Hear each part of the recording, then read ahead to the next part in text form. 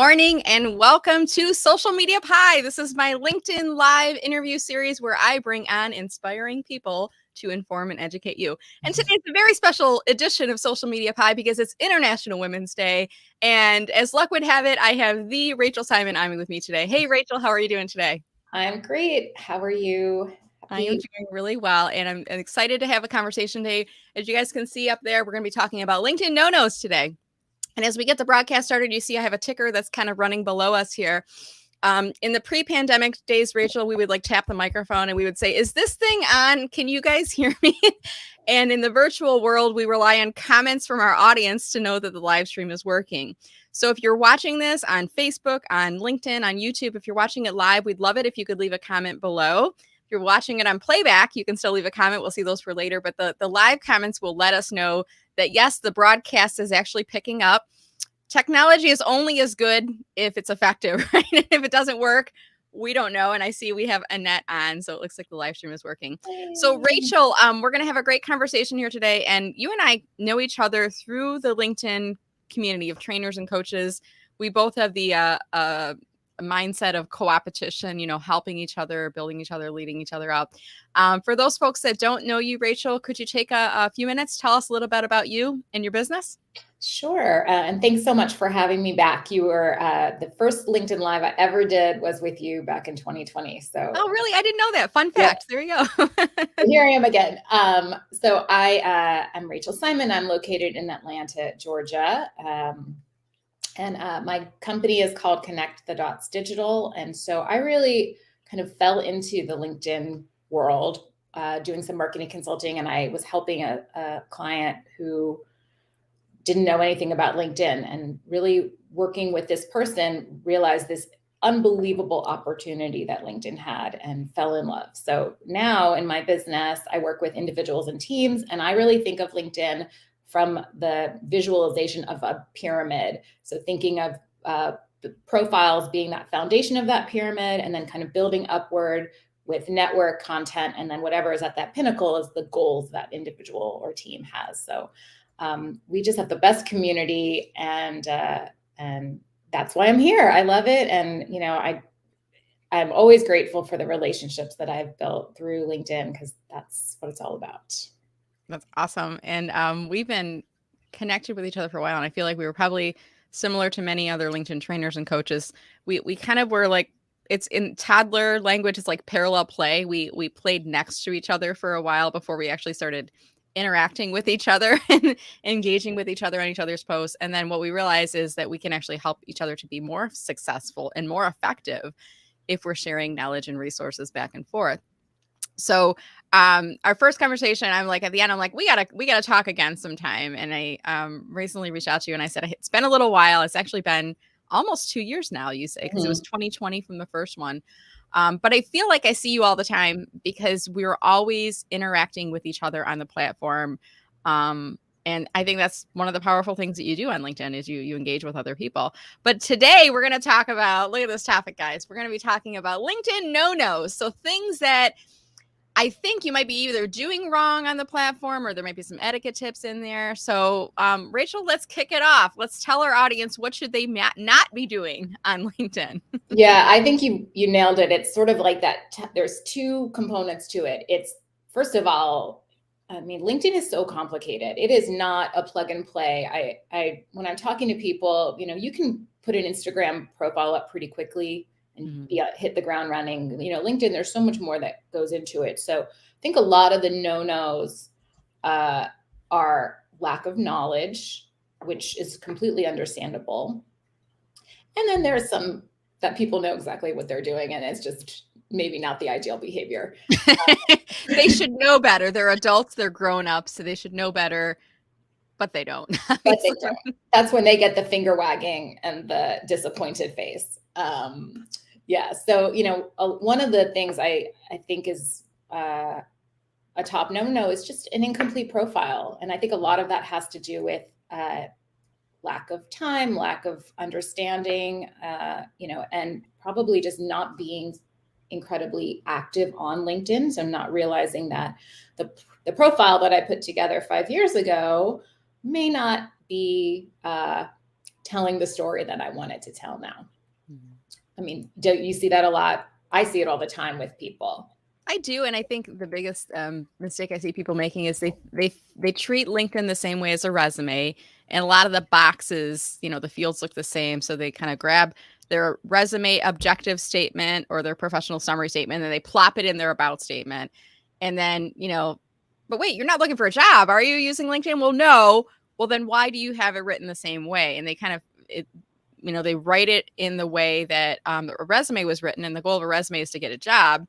Your LinkedIn goals might be a little bit different, right? Absolutely. Yeah, I see that. I see, when you can tell a profile hasn't been updated in a while, like one of the key red flags with that is a about section that's written in the third person, because that really was the strategy several years ago, and that is not the way it is anymore. And, one other big, I wouldn't call it a no-no, I think it's just a lack of knowledge, is a lot of people don't know that their profile photo is not visible beyond their network. And that is a setting that everyone needs to check. Every single time I've done a room in Clubhouse and talked about this, somebody's like, I had no idea my profile photo was not visible. And I don't know if you just saw a second ago, Rachel, I'm going to pull it back up on screen again. I'm going to put this no-no up on screen at the same time we're talking about it here. But there's somebody watching the live stream rather right now.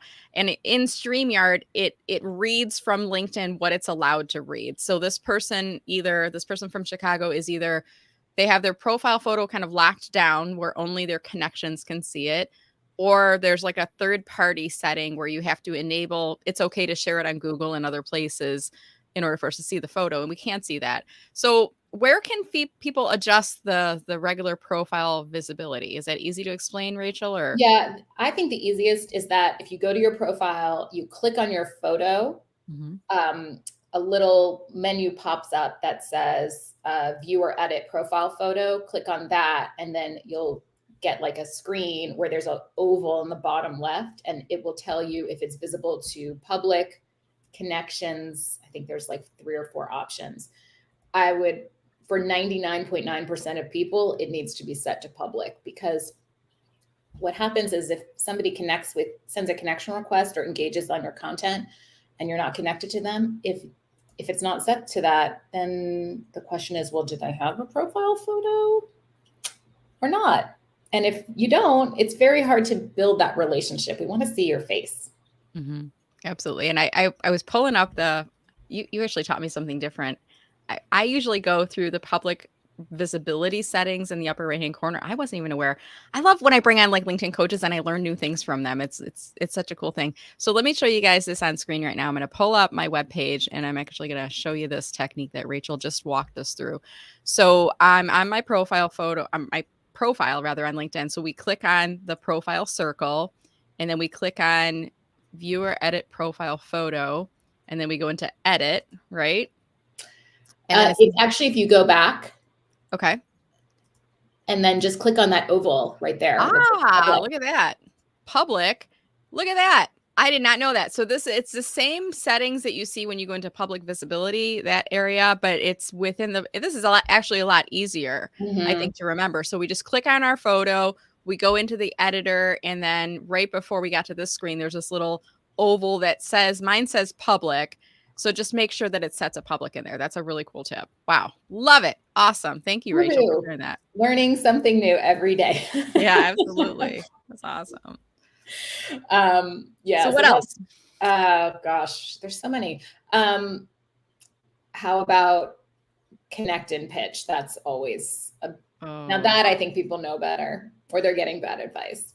I was talking to a salesperson recently, and he said, and I was trying to guide him off of the ledge of the long email pitch with the Calendly link and everything. And I said, you're probably scaring a lot of these C-level executives away with that approach. And his response back, Rachel, was, well, you only get one chance to make a first impression. So that might be the only time they're going to read a message from me. What are your thoughts on that? I think it's the opposite. You only get one chance to make a first impression. So that makes a very non-ideal first impression. I really think there's a lot of bad advice, and sales teams, they work so hard. Like, I'm not making any judgments on sales professionals. That is not, that's a very tough job. But my dad was in sales for his entire career. Mm-hmm. And it was all about relationships with him, building that rapport, building that relationship, making those connections in order to ask for the sale. And so I think it's very hard to come back from that immediate pitch when somebody, you just get a bad, like, ugh, all right. Right. You kind of feel like right away, the only reason they're connecting with you is to sell to you. Mm-hmm. And okay, in my immediate, I feel like my guard goes up when somebody's like pitching to me in an invite. My guard goes up, even if I'm interested in their services. I just feel like I don't want to say offended, but it puts you off a bit. Like, whoa, where do they kind of come? They're coming from with this really aggressive sales pitch, and I think you and I are both of the belief it's more about relationship building and getting permission, right? Because if they accept the invitation, then we can move on and start to build up that relationship, and maybe then it will lead to that new sale. Yeah, exactly. And it's funny. I was doing a little training I'm in a networking group called Success Champion Networking. So I get to go visit different chapters and do a little training session. And I was in a chapter in Colorado, and somebody asked a question. They were like, well, when I connect with somebody, I send them a message and I thank them for connecting. And I ask if we can schedule a 15-minute call. Mm-hmm. And I don't get a lot of response from that. And she's like, well, do you think that's a good strategy? And so I think the intent is great. You want to get to know your network. I want to get to know people in my network too. But when you think about it from the person who's receiving it, how many times a day are they asked to schedule a 15-minute conversation? It's a lot. Our time is precious. There's days when you're booked from dawn to dusk. And so, my advice to her was, why don't you start by thanking them for connecting and just look forward to getting to know you and start engaging in their content and building that relationship. And then a little bit down the line, you can ask for that 15-minute call because they know who you are and you are a valuable member of their community. So I think, again, the intent is great, but it's thinking about, well, what is it like? Like, would I get on the phone every time somebody asked me for a 15-minute call? Right. Probably not. Yeah. And a lot of times, I don't know about you, Rachel, but earlier on in my career, my business, I may have been more receptive. I was flattered. Wow, this person wants to take a 15-minute call with me. And the more you move up in your career, like you said, the more people that are asking you for that time. And the more time that you give away is essentially you're doing, the more time you give away in those 15-minute calls, the less time you have to do the things that you want to be focusing on. And, thankfully with the pandemic, we were able to do virtual coffees, but remember the pre-pandemic days when people would say, let's meet for coffee. And I don't know about you in Atlanta, but Metro Detroit, if I usually have to drive at least a half hour wherever I'm going to meet someone for coffee. And then it's an hour coffee appointment. And then it's another half hour back. So that's 2 hours out. And what I found a lot of time is they were trying to meet for coffee so they could pitch themselves to me. Mm-hmm. It wasn't really a mutual back and forth. It was really for that opportunity for them to explain their business. Yeah. What are your thoughts on that? Absolutely. I completely agree. And I think that even in the world of virtual coffees, which are great, it is still a significant amount of time in your day. Mm-hmm. And you can tell usually when the request to have a conversation to learn more about you is really for them to talk about. Right. And it's all good, but let's just think about, there's like a psychology at play here. And if you're in your example that you said earlier, the person's like, I'm not getting a lot of people agreeing to do the 15-minute calls. Is it not a good approach or something? I mean, it's not working. So, if it's working, hey, keep on doing it. But if it's not working, I mean, we're here talking today about LinkedIn no-nos. So let's talk about what we should be, other things that we could be trying instead. So I want to keep this moving along here too, Rachel. And I know you talked about there's some etiquette things. And you and I encounter these, the people that should know better and they don't know better.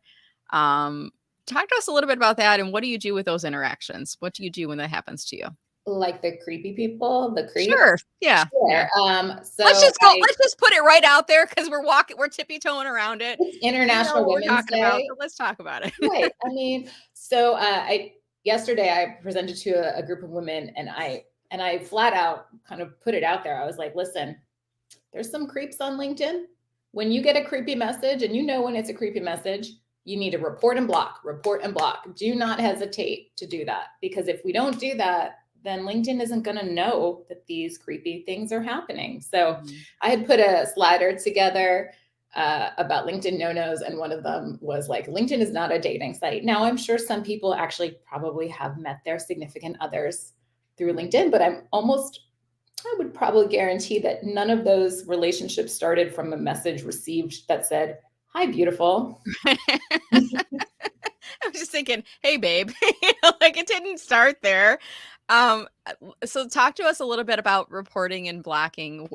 I see a lot of women, they'll just say, I'll just ignore it. And it happens to men too. I've heard some men experience this too, inappropriate advances from women or unwelcome advances from women. Talk to us about what's the process of reporting and blocking and why should we do that?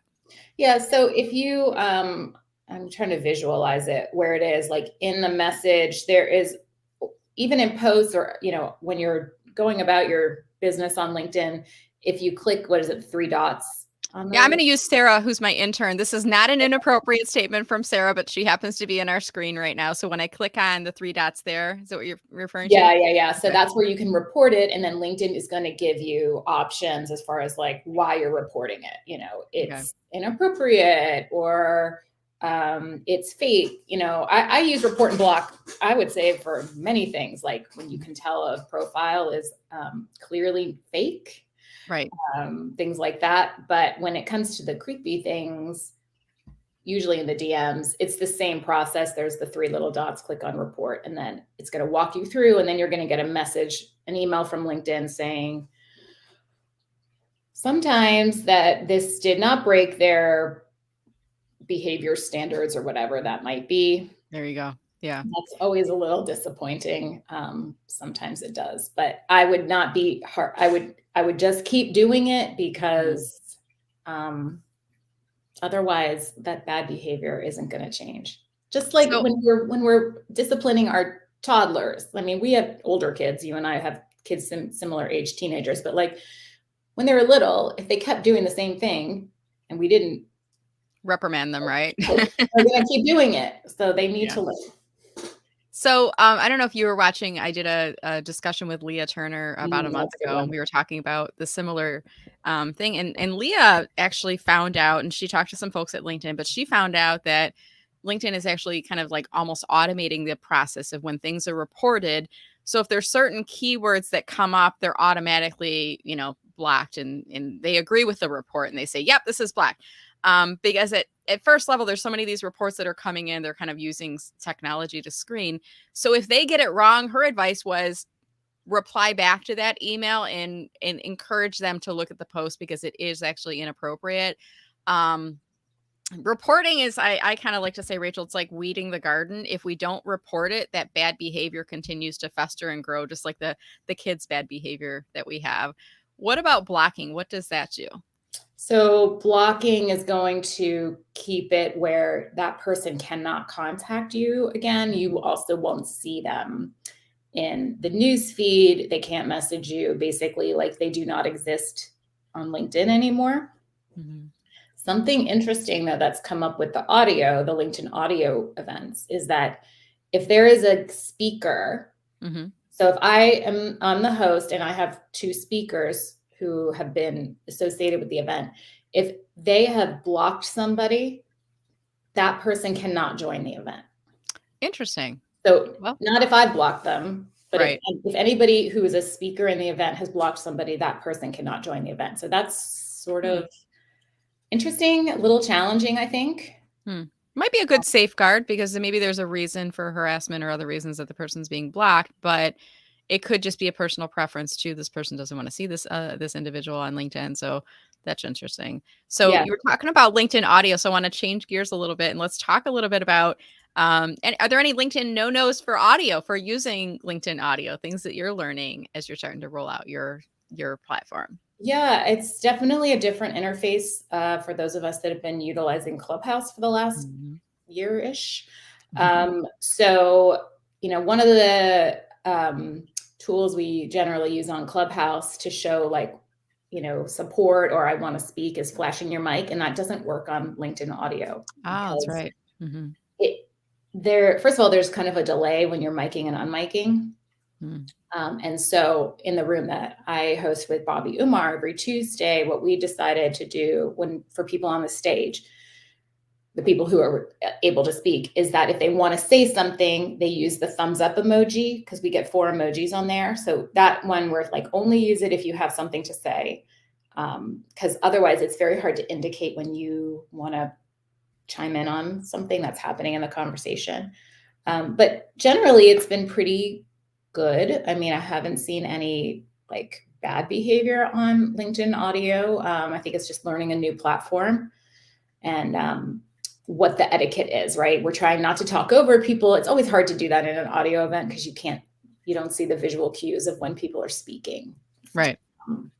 Yeah. And audio is fairly new. Are you in the creator program? Is that how you got access to that? And if I'm calling it the wrong name, please correct me too. Yeah, I have a creator manager. So I think that those of most people who are managed creators, which is kind of a funny concept, got beta access. So I think it was originally like about 300 people, and now it's expanded to the next group. There's still a lot of kinks to work out. I'm not really seeing changes happening very quickly. Like, it feels really slow. I haven't really seen anything different. And it's been a few months now. Yeah. So still ironing out the kinks, it sounds like, on audio. Mm-hmm. Maybe. Okay. Yeah. So we'll And be patient. We'll wait. Well, hopefully they'll get it worked out. And in the meantime, because you are one of the beta testers, the people that are out there, they can find you. When are you doing your audio broadcast for people that are interested in jumping on one of your audio events? Generally every Tuesday afternoon, 4 p.m. Today it's actually 3:30. So today we're having Kevin Turner and Cher Jones talking about, can't exactly remember the topic, but something related to branding and visibility. And, they're both awesome. But generally it's 4 p.m. Eastern, and I'm creating it. So you have to create an event and then invite people. That is a bit of a heavy lift, I will say. So I'm started to create the events on Sundays moving forward for like the one coming 9 days later, so that we've got lots of time to ramp up. So if you go to my profile and click out of, I don't even know how you find the events. I guess you go to my activity. You'll see probably 2 different events, one for today and one for next Tuesday. Okay, so I want to pull up your profile right now because I'm sure there are people that are interested in LinkedIn audio, and how do we find these, because it's still such a new thing. So do we go down to your activity feed? I think it would be looking at activity. Okay. Because I have to create events for them. Is it this one right here? And that's Tuesday. That's next week. Yes, so are they created like a week in advance, similar to like when we do StreamYard events? We normally do like a week in advance. Give it just a second here. And I'll drop the link into the comments too. So for people that are watching, if they want to look that up, that's Tuesday, March 15th. I like how you've got great branding on there. So it makes it really easy for us to find these. This one, is this it right here? Yep. Okay. So I could probably, let's see, if I click on view event, that'll take me to the event page. And then this is what I can share with people. And if they go to this page, I think there's a way that you can, I think I've already added it to my calendar. I've accepted it. So I think here I would just click on add to calendar, and that would give me the link into my Google Calendar, right? Yeah, something like that. Yeah. And then if they're asking us to use the hashtag LinkedIn audio event, not events. So event singular. So you can always search for that hashtag, and then the audio events should pop up. Okay. That's good to know. So it's a little bit of the etiquette, and we're kind of learning as we're going in here. We're going to move into some audience Q&A in just a few moments here. So I want to remind everyone, if you do have any questions or comments about the conversation we're here talking about LinkedIn No-Nos today, you can drop those into chat right now. Just go into the comments below. If you're watching this in playback, still drop them into the comment section, and I'll make sure that Rachel gets the link to look at the playback later on as well. So let's talk about any final reminders on LinkedIn No-Nos, and then we'll open this up for some audience Q&A, Rachel. Yeah. So one of my big no-nos that Ken Lang and I spent a long time talking about on Clubhouse was automation. Just don't do it. Just run in the opposite direction. I know that that's something you're very vocal and passionate about as well. And the more that we can collectively talk about why it's bad and why it's problematic, the better. And I think that I know that you've heard this because you've talked about it before, Brenda, how these companies are misleading. They're often misleading. They tell you that they are, we've never had a problem. We've never had an issue with somebody's account. Some of them, because I've talked to a number of people who've been pitched by them, actually say that they're approved by LinkedIn. And I was like, that's 100% not true. No, we don't, because it's in the LinkedIn terms of service. It clearly specifies you can't use automation to grow your network.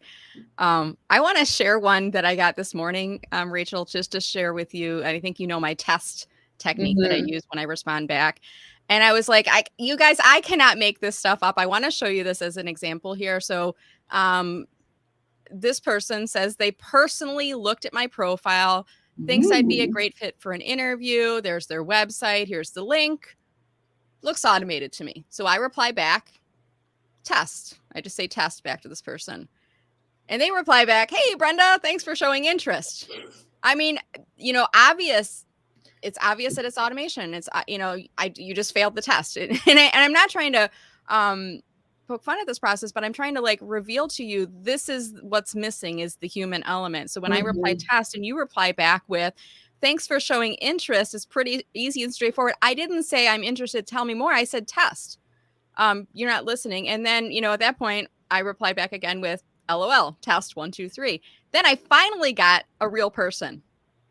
This is like in the second message. And so usually the automation triggers, I don't know if you've seen this too, Rachel, usually the automation triggers are either 2 or 3 levels deep. So there's an exchange back and forth. After 2 messages back and forth, then it's served up to a live person to jump in there. Yeah, it's so bad. Juanita Z, you know, Juanita in Australia, her phrase, she responds back with, I love pickles. Yeah. Oh, she says that. And then they reply back with whatever their script is. Kind of funny. I love that. She likes to have fun with it. It's just, I wish that it's like whack-a-mole. Like one of those companies goes away and then a new one pops up. And it's funny because I had bookmarked when I was first putting this business together, I did a lot of research online and I bookmarked a lot of LinkedIn, you know, companies. And I'll tell you that a lot of the automation companies that I had saved 3, 4, 5 years ago, they're gone. They don't exist anymore. But then there's this whole new group of them. So they used to use, I think, Chrome extensions, and now a lot of them have moved to the cloud, and the cloud. It's so safe. It works. No problem. We never get red flagged. I'm like, okay. But it's interesting, you know, and when I see people using automation, I mean, in that message, if that person had replied back to my test message and said, what do you mean by test or testing 1, 2, and they would have like responded in kind. If they said like, what do you mean? I would reply back and say, I'm just testing to make sure this is a real person and not a bot. And then I would typically at that point, Rachel, I would say, I'm curious, are you using automation to send out these invitations? If so, which software are you using?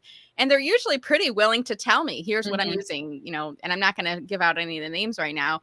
But I would say, have you ever looked at the terms of service on that organization's website? Because probably someplace in there, they disclose the fact that use of this service may be a violation of LinkedIn's terms of service. And if so, we're hands off and no money back. That's on you.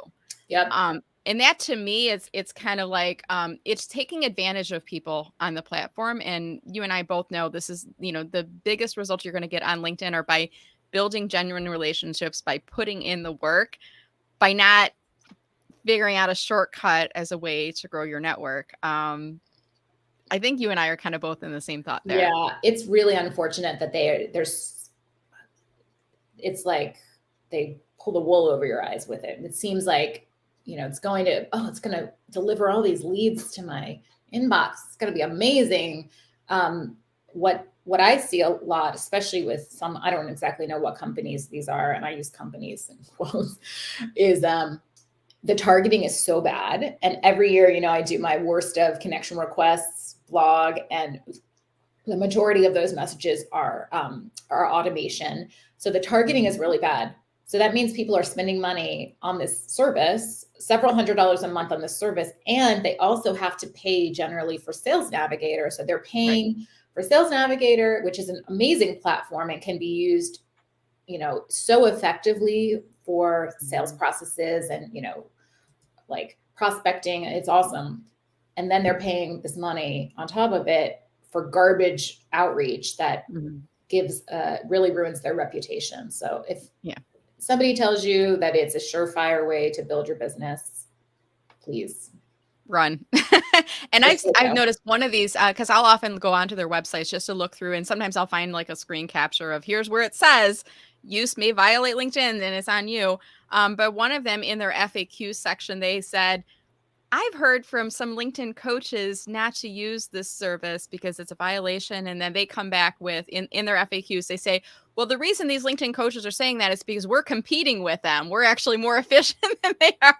And I was like, whoa, you just went there, did you?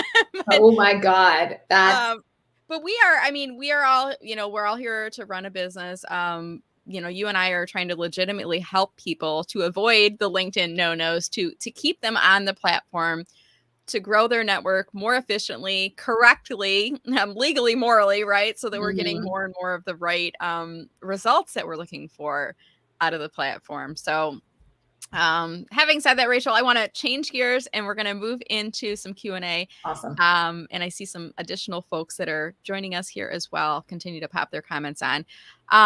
By the way, StreamYard now, I love this. StreamYard now allows us to star comments, so I can come back to some questions and conversation topics that came in a little bit earlier. Jennifer has the question, is there a way to block a LinkedIn user from a LinkedIn company page? Someone is trying to connect with our employees as discovered on our company page and harassing them. We'd like to stop this person from being able to find our employees. I have some thoughts, but I want to see if you have anything on that. It's my understanding that you can't do that. Is that the case? I'm not as familiar with how that works on company pages. Yeah, it is correct. At this time, you are not able to block someone from following or from interacting with your company page. My advice to you, Jennifer, is make sure that you are notifying LinkedIn, submit a ticket to them to let them know that this individual is harassing your employees. If you can do so, please grab screen captures to document what is happening. And what I would do if I were you is go to the individual's profile, report and block their profile, report and block, report their comments if they're making any public comments, so LinkedIn is alerted.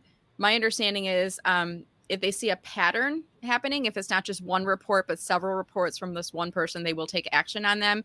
And that could result in that person getting banned off of the LinkedIn platform entirely, which then they can't interact with anybody on your company page. So it's not ideal, Jennifer, unfortunately, but I try to use the methods and the exit doors, if you will, that we have available to us.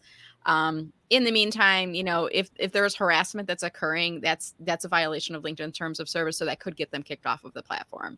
But hopefully, Rachel, LinkedIn will figure this out and will give us the ability to block people. Yeah, that's a really good question. And it is sort of in that same vein of like these in a public setting. Yeah. Now you would think that if there's hopefully that will change at some point, because I could absolutely see where there's bad behavior, people mining company pages for, content, stealing content that are competitors. Not everybody who is in the same industry works cooperatively. That's for sure. Right. Not everyone's the same. And I have to give a shout out to Annette. When I was first scrolling through the comments, I was like, we got like trolls coming. I was like, oh no, she's using examples, because she had two of them. And one was, hello, I like your smile, like to get you know you better. I'm like, it's Annette giving us an example. That's hilarious. And she had another one, hey babe, does that ever work? It's like somebody sidling up to you at the bar, hey babe, does that ever work in person? No, it doesn't, Annette. And just make sure report and block, right, Rachel? Report and block. Those are two great examples. One is definitely a little on the creepier side than the other, but even a compliment, it's just don't do that. Sometimes I've done this. Very rarely do I do this, but if someone says to me something like the hello, great to connect with you. Love your LinkedIn strategy tips. By the way, you've got a great smile. And it just like, it causes me to do that little reaction. And I might reply back and say, thank you, Jim, for your feedback. I'm glad you're finding my tips helpful. Are you open to some feedback on your approach? And then Jim might say, sure. And I might say, if you were connecting with a man who was a LinkedIn trainer, would you compliment him on his smile? Like, Probably you not. wouldn't. And it's like, it just made it awkward for me, which now, there goes the professional relationship I might wish to have with you, because now I'm feeling like there's this attraction thing that's happening. I don't do that often, and I feel like there's a lot of women on the platform, and I'm going to speak to those women right now, that won't say anything, that won't do anything. Reporting and blocking, you owe this to yourself and to other women on the platform. If you allow the behavior to happen going unchecked, it continues to grow and fester across the network. And there's a lot of people that won't do anything with it. But I want to encourage you, report and block. Very simple action, right, Rachel? Just takes a couple seconds to do that. Yes. Don't just delete. Don't just ignore, because you're not the only one that is getting those creepy messages. You can also, when you and Leah talked, one of you said that you'll go and look at somebody's recent activity. Yes. And you can see, like, there's people, sorry, dudes, it's usually the men, that are just always commenting on, like, attractive women's posts. Yes. Mm-hmm. I mean, bleh, yuck. Don't, just gross. There's a pattern you want in your network. Yeah. And I feel like they know sometimes what the rules are and the words that they cannot say. So they won't say you're beautiful or, the inappropriate things in there, but they'll just get close enough to that line where we can see there's a pattern of behavior. Sometimes, and I've done this with Leah, sometimes she'll get a really inappropriate a comment from a man. And recently it was somebody who was in the US, and Leah's in the UK and I'm in the US. So I'm kind of like, well, that's my turf. I want to help a sister out, so I went to his activity feed, found the company that he worked for, went onto his company page, found the HR manager, grabbed a screen capture of what he said to Leah. And it was something about, tattoos not being a turn on for him or something. And I messaged it to the HR person and I said, just want to make sure that you're aware your employee is saying these things to women on LinkedIn, which is a professional networking site. I'm sure you wouldn't want to have your clients or customers, seeing that your employees are doing these things. Thought you might want to be aware of it. And the person never replied, but I know she got the message. So there is a way that we can help one another out. If you don't want to address the problem directly, you can, leverage your network and help other people. Yeah. Kenneth Lang, and you and I are both big fans of Kenneth Lang. Kenneth Lang is such a huge advocate of if you see something, say something. And he will always say, guys, we need to step up. If we see this behavior happening from our fellow men, we need to stand up for women and do something about this. So he's a big advocate of that. Yes, he's the best. And he sends us treats sometimes from that amazing bakery in New Jersey. Yes. What was it? Babka, I think it was. Babka. Yeah. He sends us from that bakery Zadie's. Oh, it's so good. Oh, he's awesome. Thank you, Kenneth, for your support of women everywhere, every day. And I have one final comment. This is awesome, Billy. This was not, I didn't ask him to say this, but I do like, he's saying not reading Social Pie audio book. I do have a book, Social Media Pie. It's a LinkedIn strategy book. But generally speaking, I think, Billy, I want to take this and I want to say not following advice from people like Rachel, not learning about the right way to use the platform. That's a big no. And there were so many great things that we talked about here today, Rachel. I do want to pull up your profile up on screen again and just ask the question, are you open to connecting with folks that watch the interview here today, or what's your preference? Yeah, absolutely. I'd love to connect. I would just ask, and this goes into the no pile too, just pop a really quick message, and I can honestly just say LinkedIn No-Nos or something, so I know you're coming from here. I think that a lot of times people don't know, especially if you're on mobile, how to include a message. So just pop a quick message. It makes it so much easier to know where you're coming from. That's awesome. And I love that advice when you're inviting someone to connect, always including a personal note, referencing where you found that person or where you heard from them. And I'll often say, if I tell people, if you watch them on my show, tell them that you watched them on the Social Media Pie interview, like tell them there was tell them what something was that was particularly memorable. And I'm dropping your URL in the background here as we're doing that. I also want to pull up your website here, Rachel. I think this is the right one. Connect the dots. It is, yes. And it is, I'm in a website transition, so it's going to look different soon. So I'm excited to be able to push out sort of the new and improved website. But this is what it is currently. So thank you for sharing it. That's awesome. And as we wrap up here today, if people, it looks like you do LinkedIn training and coaching. So if people want to learn more about you, can you summarize for us what are the types of services that you provide? And then what's the first step if they are interested in doing business with you? Sure. Yeah. So I kind of have several services. Sort of at the ground level is a profile audit. So that's really just walking through your profile on a Zoom call and then giving you a roadmap of where improvements are. There are improvement opportunities. From there, I also do kind of profile renovations. So I will do a lot of the heavy lifting and the writing on a profile because it is very hard to write your own, particularly your headline and about section can be pretty tricky. And then I will do one-on-one coaching to talk through all the strategies. So network building, content. It's also accountability. I mean, it's very hard. Sometimes you need somebody to be like, did you put, what are you posting this week? Let's get that content going and engagement strategies. I work with teams as well. So I'm really trying to build the team side of my business. That's a big goal for this year because a lot of teams are just all over the place with their LinkedIn messaging strategy. And then when you can bring people into alignment, there's a lot of power in leveraging the platform. So I appreciate the opportunity to share that. Yeah, awesome. So going to your website, would that be a good first step? Yeah, or they can. Profile? Okay. My website's fine, or send me a message on LinkedIn. That's the best place to find me because I'm on there all the time. I tell my clients, I'm like, you don't need to spend hours on LinkedIn. I do, but that's my business. So. Right. That's what you're teaching them how to do more effectively. Right. So awesome, Rachel. Thank you so much. And if you were watching, if you joined us a little bit late, we were here talking about LinkedIn No-Nos. As soon as the broadcast ends, you can actually go back on LinkedIn and click to watch the playback. I encourage you guys to look at these and actually watch these almost like as a podcast. You can watch them as you're going about your workday because you'll pick up additional tips that are on here. And then as soon as you're done watching the video, I want to ask you guys for a favor. Could you do me a favor? Could you please click to share the video with your network? If you haven't posted on LinkedIn this week, this month, this year, hey, make this your first post and you could share the video along, tell people something that you learned by watching the video. Maybe there's a tip that you picked up from Rachel. Maybe you're interested in LinkedIn audio and you can kind of watch the playback again and look at when her show is. It's Tuesdays at 4:00. Did I remember correctly? 4:00, 3:30 today, though. Okay, awesome. So that's awesome. So thank you so much, Rachel. Any final comments for us before we wrap up today?